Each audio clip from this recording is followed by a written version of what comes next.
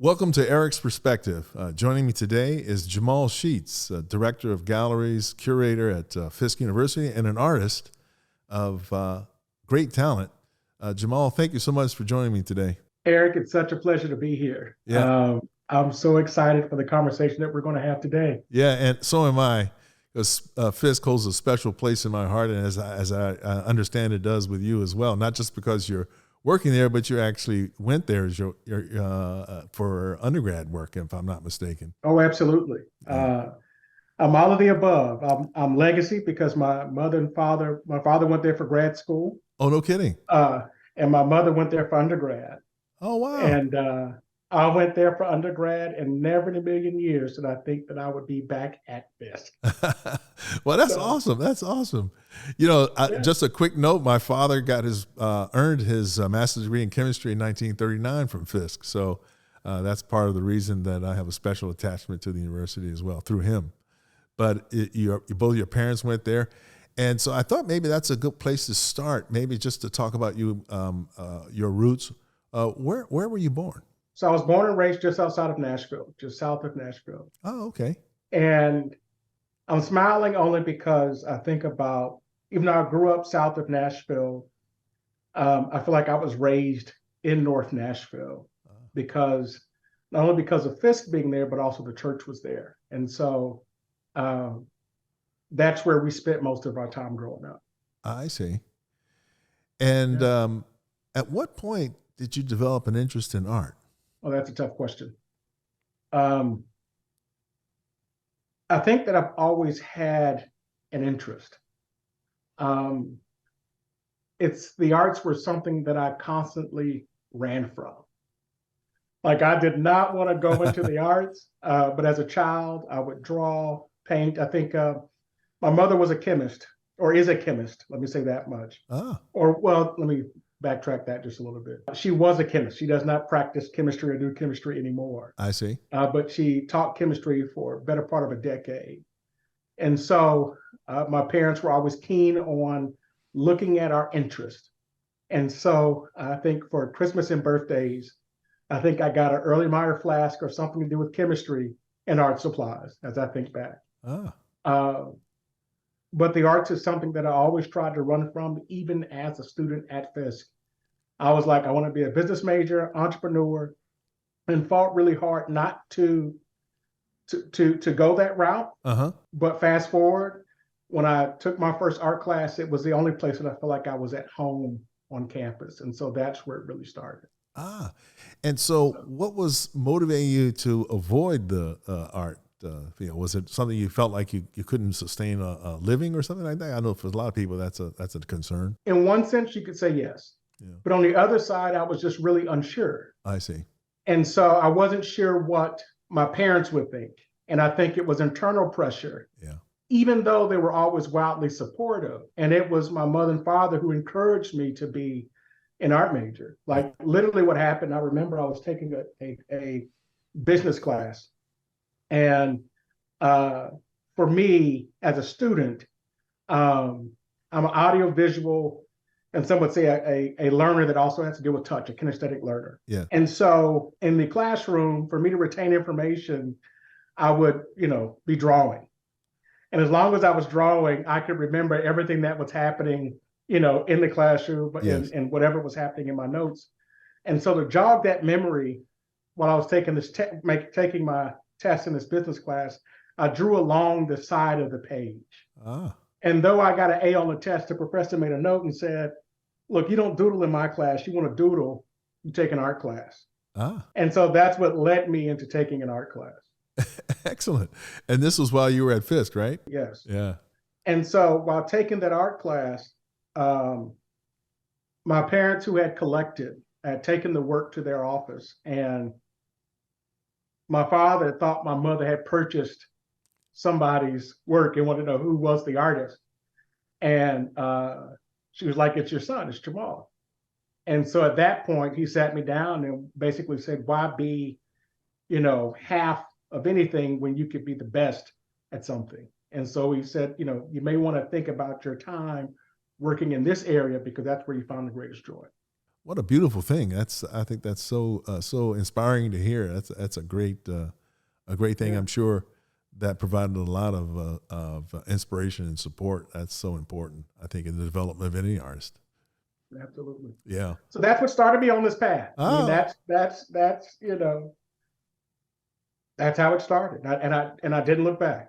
So excellent, excellent. So, while you were at Fisk, were there any mentors or instructors that were there that had an impact or influence on you? oh, absolutely. There's a long list, Oh, okay. but I'll start with two that were very much instrumental in my development, and that is one is Greg Ridley, Mm. Greg Ridley Jr. Uh-huh. He specialized in metal relief sculpture. I would call him my mentor because he taught me not just where to pull from. Uh, he taught me where to pull from. I remember going to him with a mental block as an artist, thinking I have a mental block. I can't think, and he said, Jamaal, you can feel. I mean, I can't remember all he said. He said you can breathe, you can feel, you can touch. If you're happy, mad, or sad or glad, you always have content to pull from. And so that was kind of a key that unlocked the door into thinking about my artistic practice. Yes. Another person would be Alicia Henry, who's my colleague now, but at that point in time was the chairman of the art department. It was also Greg that encouraged me a lot of ways to, he would give me if I were to travel, he would give me a list of people to contact and told me to cold call them and say, hey, tell me you're my protege. And I was shy. I'm still, an introvert, but literally he was, but that got me out of my shell because he would follow up. Did you call? And so I would make those calls when I would travel. In a lot of ways, that seeded my career as an artist because he opened up a lot of doors for me and pushed me in a lot of different ways. I'll say this. I did most of my training with him, not in the classroom, but outside of the classroom. Oh, wow. I would work with him, consistently. He passed up until his passing in 2004. I see. And was that in his studio that you? Yeah, that was in the studio. Oh, so, wow. And I would almost compare him to like Mr. Miyagi because I had worked with him for 2 years before he was like, let me show you something. So he's like, let me show you how this is really done. Let me give you the real lesson. Is he kind of sizing you up maybe or something, right? Maybe. Oh, yeah. Well, he wanted to make sure I was committed. You were serious, yeah. Yeah. And I think that's in hindsight, I remember going to a gallery as an artist and talking to a gallerist. And she said, your work is great, but I only deal with mid-career artists. And I said, well, why is that? I'm ready now. She said, well, how do you know? You're 21. You can be an artist. You can say you want to be an artist tomorrow and an engineer tomorrow. I mean, an engineer next week. And so she said, I can't, keep working, keep me updated, but I can't commit to you right now. Interesting. And in hindsight, I think I was a little upset. But now, with some distance and life lessons along the way, I see that, I see exactly what she was talking about. Yeah. That commitment to the field. No, I understand. Yeah, absolutely. And as an artist, are there any other artists that stand out to you as artists that would be an inspiration, whether or not they're alive? Oh, absolutely. I mean, that's a much broader question. Yeah. And I rarely talk about myself as an artist these days, so I'm kind of smiling and thinking because I never talk about it in this capacity. Yeah, yeah. I remember being in grad school and many moons ago. And they wanted me to situate myself within the canon of art history. And they would say, are you of the cloth of Deschamps? And I'm like, no, I'm of the cloth with Aaron Douglas, Doc Thrash, Hal Woodruff. Like I would go through that list and drill it in and say, these are my ancestors. This is my creative DNA. This is the foundation that Stephanie Pogue, Driscoll, and many others were the foundation that helped inform the artist that I would become. Yes. And that I am today. So yeah, that list is long, but they're primarily African-American artists. And oftentimes when I am working in the studio, my work generally is about mapping. And so I will map myself back to one of those artists and have something in the piece to reference that lineage, because that's the lineage that I tend to claim. Yes.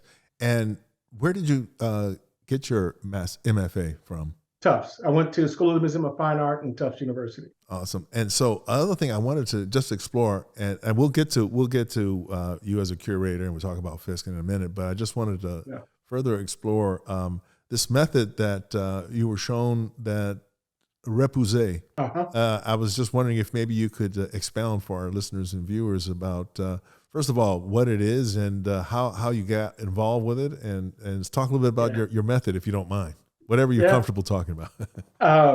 I'll talk about it from several points. What is repoussé? It is a metalsmithing technique to create a metal relief sculpture. So if you think about what I would generally tell people, if you think about a coin, but on a much larger scale, that's what it would look like. But the process is slightly different. And so the process is that you do most of the work from the back to raise the relief. And so you're constantly flipping the metal back and forth, either hammering or pushing and pulling to raise a relief to where the relief is shown. I see. So how did I get into it? As a painter, I'd like strong lines and control in my work. And I couldn't achieve it in any other medium. And that's where Greg Ridley comes in. And he came in one day and was laughing at me and said, "Here's a piece of copper, do something with it." And so that started that 2-year process before he said, "Let me show you something." And at that time, I was just, there was no YouTube, I don't think. I don't know when YouTube was invented, but I don't think it was invented at that time. We barely had the internet. Yes. But literally, I was just finding stuff to work. I was making my own tools or making stuff just to move the metal before he said, "Okay, get you some tools this week, get this stuff." But that's where it started, but the thing that I enjoy about it, I talked about that learning style. I'm also dyslexic, so it seemed like those things I like to touch. And so that tactile sense of working with the material and pushing the metal was something that I felt more natural for me as an artist to work with. Well, it's funny. I was shown some of your work through the internet, and I was really impressed. I love the look of it. It's really very cool, the effect. I just wanted to say congratulations on thank you on your accomplishments in that particular medium. But you're not limited to that, though. You paint as well, and you do other things. Yeah. Do you have a favorite? The process is all the same, though. Yeah. The process for me is about build, bury, and excavate. Oh, okay. So literally, if I'm painting or even if I'm doing repoussé or working with wood, I'm building up that surface and then I'm burying it. In the metals, I'm polishing it, but in the painting, I'm sanding it. And so it's these multiple layers. And deep down inside, those multiple layers represent kind of this memory. Okay. I'm gonna tell you something just about the works that I do in aluminum. I'm a fan of photography. And so I fell in love with James Van Der Zee's work. And so I would always be looking back to see if I could make the metal look like a James Van Der Zee photograph. Yeah. So that was an internal challenge. That's awesome. That's awesome. Yeah. He's got, what a career he had, too. I mean, spanning so many years for one thing and documenting what was going on in Harlem. Absolutely. A great feel and look to his photography, for sure. Well, about Fisk itself, Fisk, as a historically black university, as a prestigious institution with a impressive list of alumni. I just wanted to bring that out, throwing out a few names like W.B. Du Bois and John Hope Franklin. Class of 1888. Right, there you go. John Lewis, a lot of folks. Any names that? Diane Nash. Oh, okay. Yeah. And the list goes on and on and on. Yes. And thinking about artists, Terry Atkins. Yes. Who passed away in 2014. Another person, Johnny Simmons, a cinematographer, but also a noted photographer, and many others that have come through the institution. And we should say that it was Aaron Douglas, if I'm not mistaken, that established the art department at Fisk. Is that accurate? That is correct. Yeah. He would come shortly after your father, or shortly before. He would come in 1937, shortly before your father completed his time there, Okay. and started teaching a class once a semester. He'd already done the murals. He came in 1930 to do the murals. Okay. But he would officially found the art department in 1944. 1944. Mm-hmm. Okay. And we should point out the murals are still there on the campus of Fisk, correct? Absolutely. And more importantly, the murals were painted in 1930. Uh-huh. Douglas himself touched them up in 1966. Oh. They were conserved in the early 2000s and are in need of restoration again. I see. It's an old building. The building was built in 1930. Uh-huh. I think they anticipated the building to only last for 50 years, and we're on the footsteps of 100 years. Yeah, right. And so with that being said, with many of the programs that run in the gallery, we're planning to conserve the murals this year. Uh-huh. And also students will have the ability to work with the conservator as they're conserving the murals. Oh, wow. So it's a learning opportunity. Oh, absolutely. Well, you got to remember, we're an academic museum. Yeah. We're an academic gallery. Exactly. So the core of what we do, or what we're charged with, is one to make our collections more accessible. Mm-hmm. That's number one, and through interpretation, exhibitions, programs. But the second half is that we have to train and develop the next generation of art leaders, yes, and advocates. Yeah. So how do you do that? You got to get them engaged. And so that's one of the many ways that we work across disciplines to get our students engaged within the arts. I think that's awesome. And the murals at the time, the building that the murals were located in was it a library? Am I right about that? Yeah. But now it's an administrative building, correct? Yep. Okay. But it's still at the center of the campus. And so what's amazing about the murals, especially the cycle that's in the rotunda, which was the old card catalog room. What's wonderful about that is that on one side you got Apollo, and then on the other side you got Diana the Huntress, and then you've got a panel that represents theater, another one poetry, philosophy, science. And so when you think about what our students are supposed to be doing day and night, yes, at a liberal arts institution, is there. Those are the instructions. I love it. I love it. It's representing all the various areas of academia, right? Yeah. Yeah. But day and night's most important. Day and night. Exactly. That's the priority, is that you're supposed to be doing this day and night. Commitment. What you were saying earlier about what Greg Raley was looking for in you, the commitment, right? That's sort of the same thing. I love it. Yeah. Yeah. And we should point out, I mean, Aaron Douglas, we're talking about a person of high caliber artist, considered the father of the Harlem Renaissance. He's a very influential person. You know, there was a picture. So behind me is a painting by mixed media work by Walter Williams, who did a residency there in the late 60s at Fisk. And David Driscoll actually was kind enough. I had an exhibition of Walter's work. He died in 1998, but the exhibition I gave was in 2005. And David Driscoll was kind enough to share some photographs. I think David at the time was head of the art department at Fisk. I'm not sure, but I think that's the case. And so there's a picture of David Driscoll, Walter Williams, and Jacob Lawrence, who was exhibiting his Toussaint L'Ouverture series there, and Aaron Douglas, which was really great. Yeah. And there was another picture of them on the outside. In this case, it was David, Walter, Keith Morrison, and Jacob Lawrence. So anyway, just wanted to point that out. And then there's also another picture of Walter actually instructing a student. I think David told me, I don't know if this name, was it Greg Bradley or something like that? I don't know if that name rings a bell, but David actually told me the name of the student. And was it Edward Grady? That's it. Edward Grady, that's what it was. Yeah, Edward Grady. Yeah. Yeah. Sorry, that's it. That's fantastic. Yeah. Yeah. I mean, so Douglas was the chairman of the art department until 1966. Okay. That's when the recruitment process started. I did an interview with Dr. Driscoll in 2019 and just talking about how did he get to Fisk. And so he said that Arnold Bontemps and Aaron Douglas sat him down and talked about how they had run their race. and how it was important for somebody else to pick up the baton.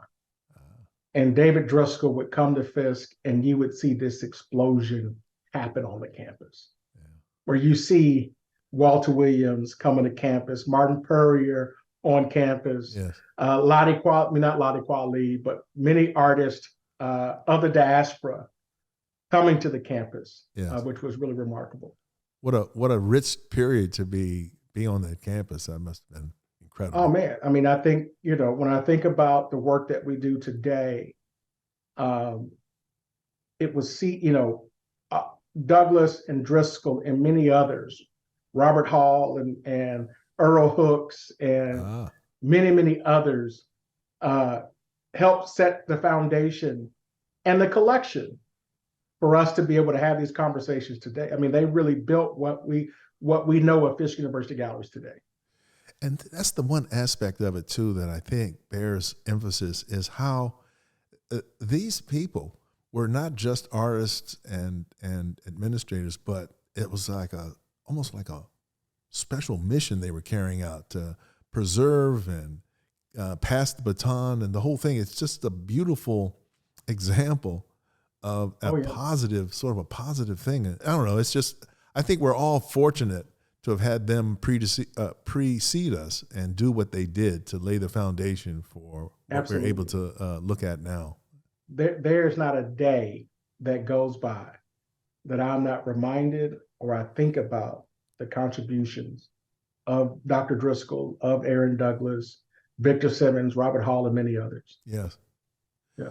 And that's the thing. And Du Bois, I'll say that too, because the building that I walk into every day is literally the house that Du Bois built. So I'd add him to the list. Oh, of course. That's awesome. Yeah. True story. I mean, you know, I tell my students all the time about what the capacity of a class has or can do. Yes. You know, Du Bois got the class in 1888 to raise the money to support the building that I'm in today, the Carlton Beckton Art Gallery. That's incredible to think about. 1888. Wow. Yeah. I'm encouraging everybody, by the way, to come down to Nashville, Tennessee, and pay a visit to Fisk University. It's like an institution that is so important to African American history and culture. It's definitely. I tell you, between the gallery and the library, that we are in this country, one of the most incredible repositories of the cultural production of people of the African diaspora. Yeah. For many reasons. One, because of the contents and the history of the library. You know, if you think about Arturo Schomburg, before he would sell his collection to the New York Public Library, he was building Fisk's rare book collection, buying manuscripts and archives, centered around a diaspora, pre-emancipation outside of the U.S. Wow. We talked a little bit about Douglas and Driscoll, but we didn't talk about Charles S. Johnson, who was the first African-American president of Fisk. Some would call him the kind of architect or the person behind the scenes of the Harlem Renaissance, but he was definitely a catalyst for our collections in many ways. When did he become president, by the way? Do you recall? 1946. 1946. 1946 to 1957, when he passed away. Coming back on the way from a board meeting. Oh, wow. But he started in the 20s. He started in the 20s in the sociology department. You know, it's ironic to think about Charles S. Johnson being on the faculty, who become president, but also have an amazing collection at Fisk, but also Horace Mann Bond, I believe, well, I know he was on the faculty as well, who would go on to be president at Fort Valley, and then also Lincoln, when the Barnes collection, or the Barnes Foundation came to Lincoln. So it's just interesting that those two people were in the same space at the same time early in their career. That's incredible to think about. Yeah. Wow. And you mentioned Schomburg actually helping to build the rare book collection. Book collection. I would tell anybody, if anytime you start following the breadcrumbs, all roads lead through Fisk. Yeah. Or you could always find a route back to the institution. I'll say more broadly, especially within the diaspora, all roads lead back to an HBCU. Yes. But I'm sure that once you find any other prospective HBCU, there may be something linking it back to the institution as well. Yes. So yeah, that's incredible to know for sure. yeah. And we should mention, by the way, the Schomburg. There's this famous Schomburg portion of the New York Library in New York City that you can still go to now. They've got not only the archives, but there's some art in their collection as well. And just wanted to point Aaron out. Douglas murals are there. Aaron Douglas murals are there. Yeah. And I know that they have a big Meta Fuller sculpture. A lot of people are, I know David Driscoll's the one that actually first made me aware of her importance and stuff. And then I dug deeper after that. But so it's another important institution for sure. So today, what's happening today? I know you mentioned before about the conservation of the murals that Douglas did, but anything else that our listeners of yours should be aware of? There's always something going on. Yeah, that's cool. We talked, I guess maybe a few weeks ago. I was like, these few weeks are like a whirlwind week.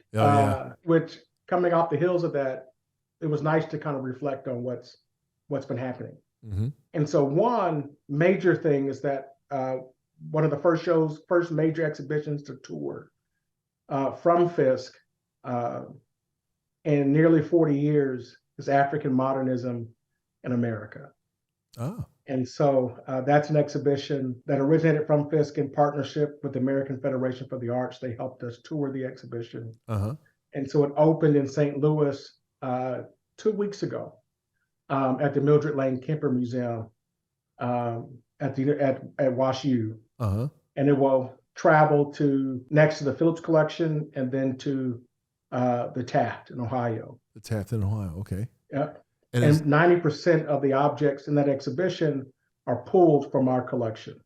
Well, this gives me the opportunity to ask you more about the collection itself. But before we go there, I just wanted to understand. So when you say African modernism, does this mean artists throughout the African diaspora in Africa itself as well as elsewhere? Yeah. Oh, I love that. It's like a Pan-African exhibit is what it comes to. It is. I mean, the exhibition itself speaks to simply just that. It speaks to the African diaspora and this kind of exchange between African and African American artists between the backdrop of the bookends of 1947 to 1967. Oh. So you have the civil rights movement in the U.S. happening. Yes. You have this decolonization happening on the continent, the Cold War, all of those things happening. Yes. And these artists are producing. And there is a bit of an exchange that's happening.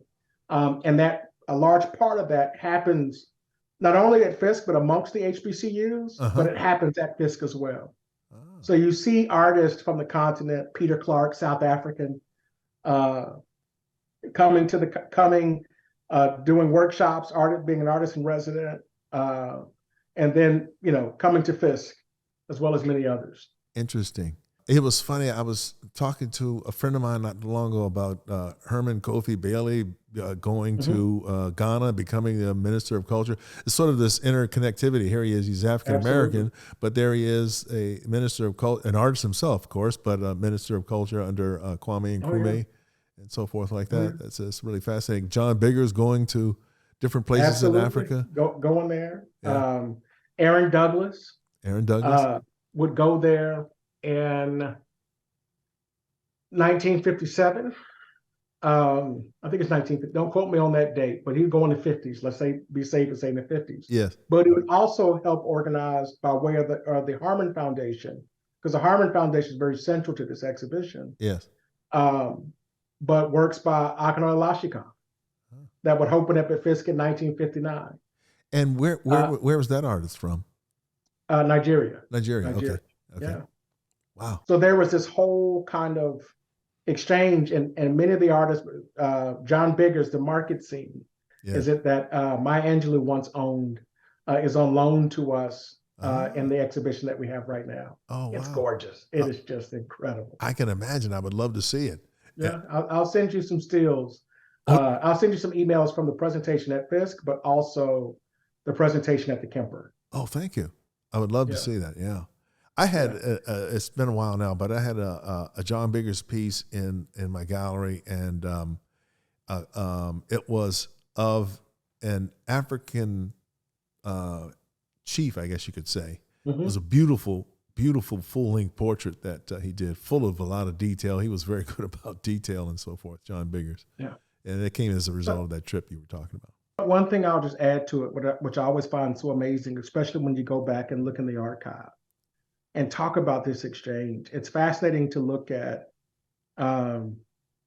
Douglas cheering on statesmen in Nigeria as they're fighting for independence. You know, and thinking about not just the work, the market scenes that he's developed, or even the pamphlets and drawings which were exhibited at Fisk, but also he painted Prince Iket and many other, I don't know about many others, but other things while he was there. Yeah. And then also the other person I'm thinking about right now is Skender Boghossian. Oh, yeah. Who also served on the faculty at Howard. So you see all of these kind of interlocking, or Gerald Saketo and Skender Boghossian and Ibrahim El Salahi, yes, and so many others that would make these significant impacts in the field, but also in the exhibition as well. That's so cool. So in order to be in the exhibition, the works themselves had to have been created between the late 40s and late 60s. Is that about the way it works? Yeah. Oh, wow. There's a few outliers in there that just extend beyond what are the byproduct of being informed during that time. Okay. And it's did I send you a catalog? I don't think so. No. Okay. I'm gonna send one to you today. Thank you. I would love to see that. I mean, that'll be really, I'm anxious to see. It's, you know, the one thing that, at least what I always hope for, and it goes again to that, to that lineage, or believing that it's always important to pass that baton when for us, our collection, for me, it's about accessibility. Yes. But my hope is always that somebody will feel inspired by the artist and pick up the baton to offer new and continued scholarship.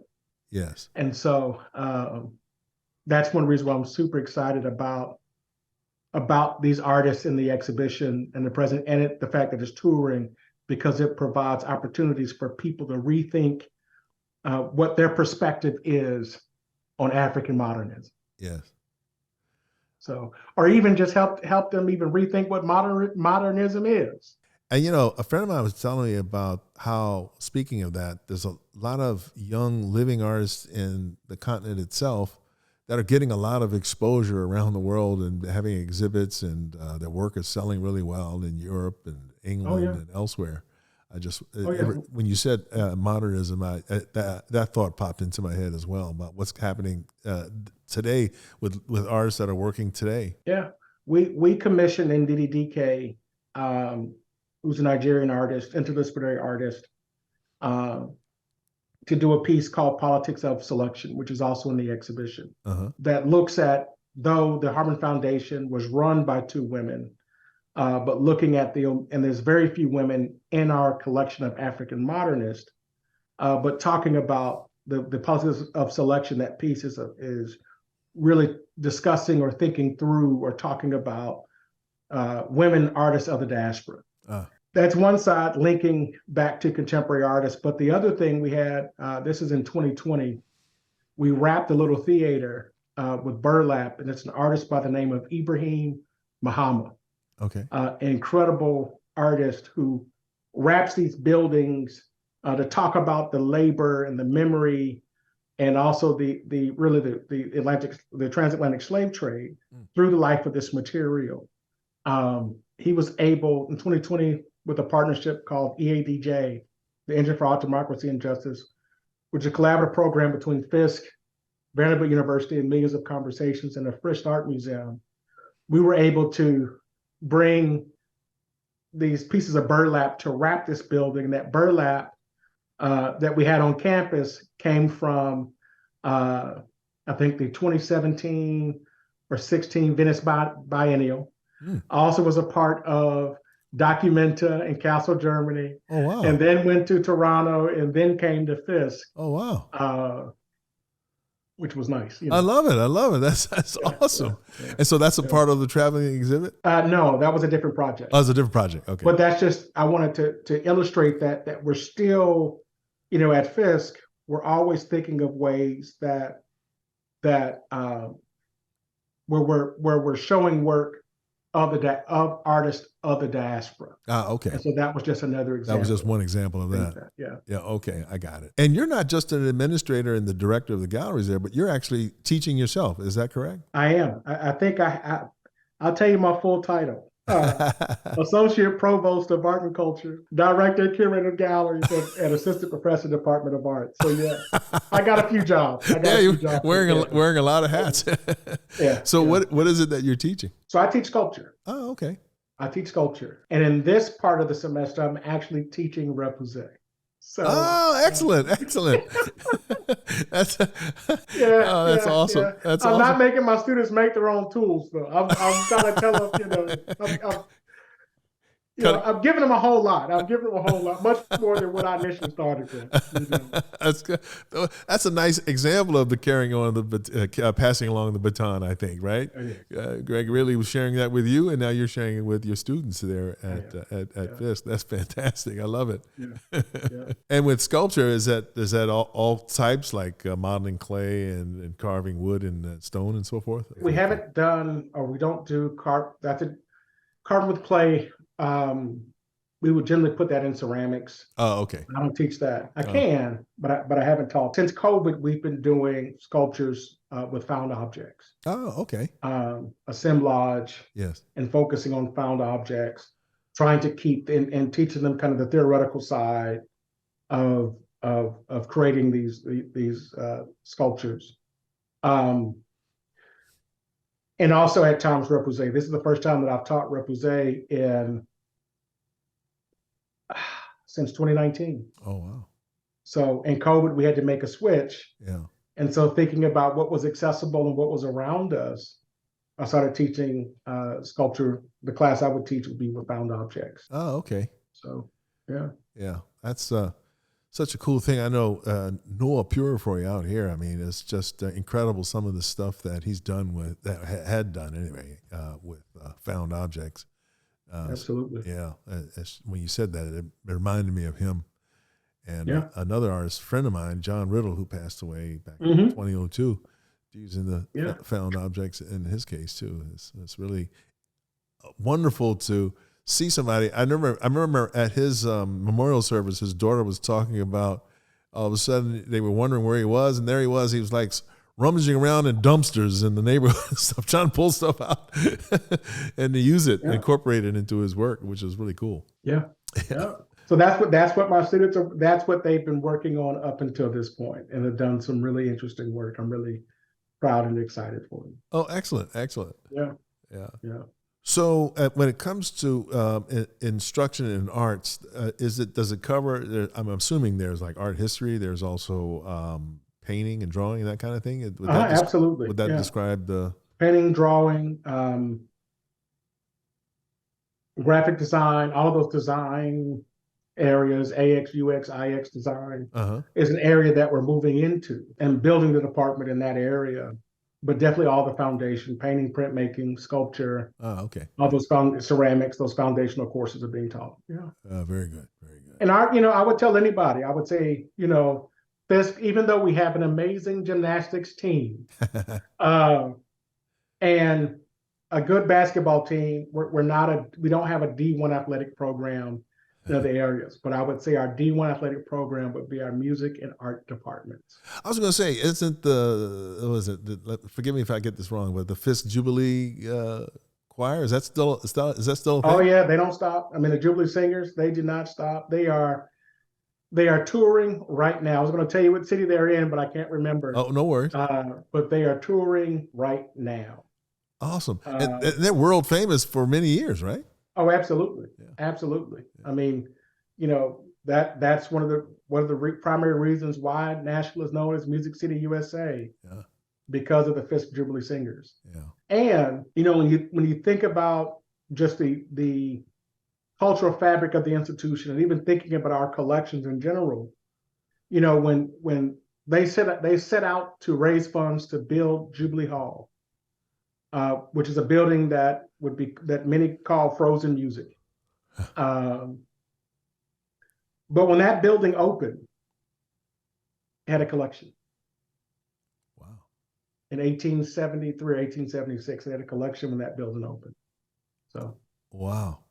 yeah. So I tell people that we've been a collecting institution since the 1870s, which is true. That is remarkable. Yeah. Especially when you consider, like, at least legally, slavery ended in 1865. That's only 12 years after the legal end of slavery. Yeah. That's remarkable. And I know it's a lot. There's a lot of objects in the collection, but I was just wondering if maybe you could kind of give us an overview. Would it include, for example, objects from the continent itself, other than the modernist material? Yeah, so we have traditional African sculptures. I will say this: it can give you a holistic view or a holistic snapshot of the culture production across the diaspora. So we, of course, we have African American, Afro-Latino, Afro-Caribbean. Oh, wow. Artists in our collection of various time periods too, right? Yeah, of various types. Yeah, various types. I would say, of various types and periods. Our collection span over 400 years. Wow. But we also have strong holdings in American and European modernists as well. Any examples you can? Oh yeah, I mean, we now co-own, or we call it a partnership, of the Alfred Stieglitz collection. So Alfred Stieglitz was a gallery owner. This came to us by way of his wife, Georgia O'Keeffe. And the Alfred Stieglitz collection includes Picasso, Renoir, Cezanne, for the European artists, but then Miles and Hartley, Arthur Dove, and many others as an American modernist. Oh. So that would come to Fisk in 1949. But on the other side, when you think about a few things, one, the Harlem Renaissance, we have strong holdings by way of the Harman Foundation, but also give a lot of credit to both Johnson and Douglas for bringing in exhibitions and working with the Harman Foundation. Our first Spring Arts Festival was in the 1920s, and it's amazing that we would an exhibition would be a part of that. I'm seeing the image in my head. The piece is called Laughter, which was one of the works. I just cannot think of the artist's name at this time. It'll come to me later on in the conversation. Sure. But with that, we've amassed an amazing collection today that sits north of 4,500 objects. Good Lord, that's amazing. And spans 400 years. There's gaps that I think that we're working really hard to fill that void. There's gaps really post 1980 is an area of growth for our collections. I see. That we're working to help fill that void. Yeah, that's really incredible. And I don't think a lot of people would assume that a historically Black college would end up with the list of other artists that you were talking about, Mars and Hartley, all the rest of the Picasso and so forth. Thanks to Georgia O'Keeffe and Alfred Stieglitz. Yeah, I mean, just to talk about the significance of that, and I'm going to talk about it in two ways. One, if you think about Nashville in 1949, or even in 1930, it's a cultural desert. I mean, you got seed and feed downtown. There was not a museum, a gallery, anything at that time. We're the cultural hub. Right. And so, I mean, the first museum there were museum movements that happened, but we did not succeed truly. You've got Cheekwood, which is a botanical garden that would also have work that would be on display or exhibitions. But that wasn't until later. And then the Fresh Start Museum wasn't built until 2001. Wow. So Fisk, that was kind of the primary destination. Yes. So one, at that time, that's when you see Henry O. Tanner would come into the collection, the Three Marys. Yes. That would be de-accession from Art Institute of Chicago to come to Fisk. You also see like a Man Ray and Irvin Penn happening in 50 and 51 respectively. But then you have Douglas. Like, what's interesting looking in the archive is that you'll see letters to Douglas, so this correspondence with him bringing in exhibitions from the Met, the Brooklyn Museum, New York Historical Society as a teaching resource. That's incredible. But what happens when Driscoll comes, I mean, it's amazing to look at how prolific he was in terms of the exhibition schedule, but also the artist in residence. And so when you look at, you already talked about Jacob Lawrence. a photograph of him being on campus, an exhibition that he had on campus. Yes. Elizabeth Catlett, Charles White. Yes. And even one that was most recent that was traveling was a Alma Thomas exhibition. Everything is Beautiful. And we always talk about Alma Thomas. Before she did that major show in 1972, she was at Fisk in 1971. So if you were a person of color, you had to come through an institution like Fisk or Howard or many other or Clark to have your work shown in a lot of ways. Yeah. And so that was one of the major ways that we were able to build, that our collection was built through that. That's fantastic. That's fantastic. Yeah. What again, I'm just marveling over the rich history and the activity of Aaron Douglas, David Driscoll, and the others to draw in so much art, not just from the African American community, which was important, but outside of it, like you were saying, correspondence with the Met and some of these other institutions to bring this. Absolutely. Fantastic. What about the future? What's in store for? That's a great question. I've been in meetings all day on that particular topic. Yeah. On average, we do between 4 and 6 exhibitions, and we see, we've been seeing 10,000 visitors annually. Wow. And we have about 3,000 right now. We're reorganizing our storage, our vault, and spending a lot of time we're building capacities. So we've got collections manager, registrar. We have a partnership with LACMA to help train the next generation of arts leaders. So our partnership with LACMA, we have 2 programs we run with them. One is called Flicker, Fisk LACMA Intensive in Collections Care and Registration. But the other one is a 2-year fellowship where 2 recent graduates will have spent 1 year at LACMA learning about collections care and registration. Oh, wow. And then they'll come to Fisk for a year. That's fantastic. So that's on one side. Yes. So we're building capacity in a lot of ways, but really what I'm doing right now is raising funds.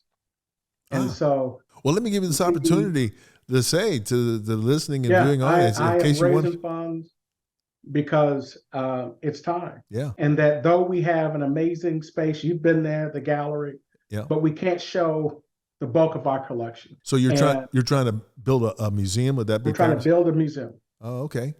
We're trying to increase we're trying to build a museum, but also we're working really hard to endow positions to ensure that these positions are sustainable. So that's the one thing that when I go back and look at the archive, it's amazing to me to see all the contributions of all of these collective individuals. Yes. And on one side, I see all of that.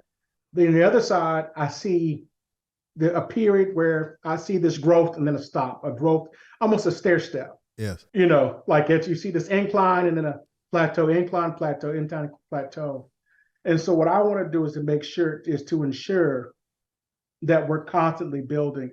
And the way to do it is that we've got to raise money to ensure that these positions continue to exist. And how do you do it? We endow it. Yeah. The other thing that we've been doing for the last 7 years is that we have the Fisk Museum Leadership Initiative.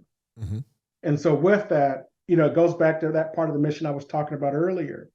But, up under that, we had the Fisk Museum Leadership Program that was funded through the Walton Ford Foundation. We would send students to Crystal Bridges, the O'Keeffe Museum. They would get conservation experience at both University of Delaware and Yale and Princeton in partnership with the HBCU Alliance of Museums and Galleries. They would go to LACMA for collections care and registration. At O'Keeffe, they would learn about museum outreach and community engagement, but also museum education. How do you tell the same story of a single artist over and over again? Curatorial, they would get that at Crystal Bridges. Most recently, we did the Bank of America Conservation Intensive, and that's the exhibition that's touring right now. What was amazing about this exhibition is that many of our students got to work with Ian McClure, who retired from the chief conservator at Yale University Art Galleries, and also the interim director of ICPCH there. And Kathy Hebb, they work with students to conserve objects for that exhibition. So we're always looking at how can we create career pathways into the field. live, but the Okay. building itself includes 9,000 additional square feet of gallery space, Wow. exhibition space, Uh-huh. but also storage facility. We see hundreds of scholars every year. Wow.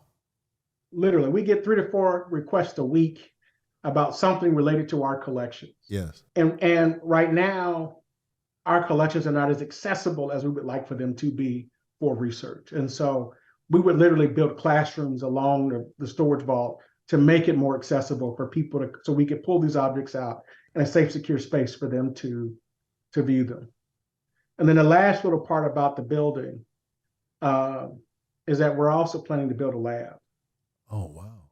That lab will help us continue to conserve the objects in our collection, Mm-hmm. but also in the broader community. And the other thing too is that, again, we're always looking at the field. So the reason why we have one reason why we have this partnership in LACMA is because when you look at collections care for registrars and collections managers, that area is like less than 4% Black, maybe less than 2% Black. Wow. We look at the field of conservation, like that is like less than 2% Black. Right. And so we're trying to fix that, because when you think about who are making critical decisions about our collections, it's them. Yes. They're the ones on the front line. Like a curator can say, "Ooh, I want to buy that," but a conservator from that institution is going to say, "Should you buy it or not?" Right. And why? Exactly. I get that a lot as a gallery owner too. I've had people, send their conservators to take a look and see not only institutions but individual collectors, for sure. That's so incredible. Yeah. That's why I was so glad to hear how you were incorporating that whole thing with the conservation aspect of it, with the all that with the murals and everything. And our collections manager right now, she's a trained conservator. Yeah. So we have a conservator on staff, and that's literally awesome. She's got students working with her that have cleaned a painting or done some in painting, or even just, there's all, in a museum, there's always something. Oh, sure.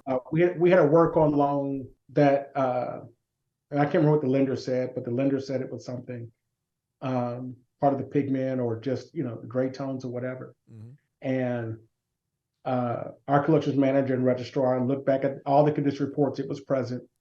And she said, something's not sitting well with me. Can I put it under a microscope?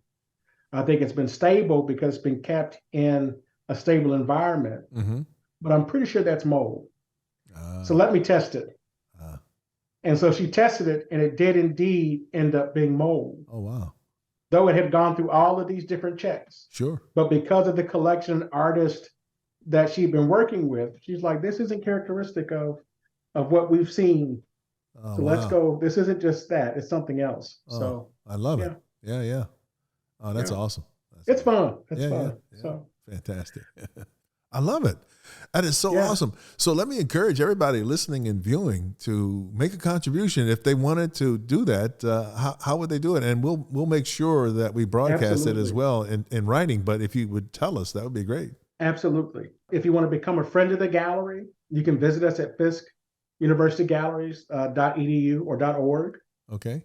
Another way to do it is really easy. You just Google friend of Fisk University Galleries, and I'll promise you a page where you can donate will pop up.